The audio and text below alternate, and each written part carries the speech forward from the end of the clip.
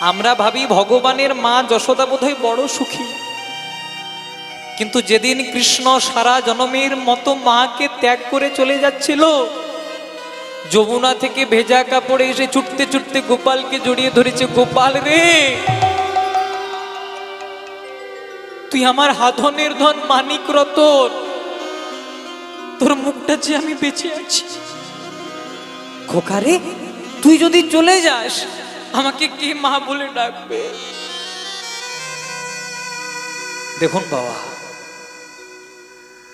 এই সংসারে যার মা বাবা নাই তার আপন বলতে কেউ নাই। ছোটবেলায় যদি বাবা মারা যায় সে সন্তানের দুঃখ হয়, কষ্ট হয়, অভাব হয়, কিন্তু যদি কারো মা মারা যায় তার জগৎটা অন্ধ হয়ে যায়।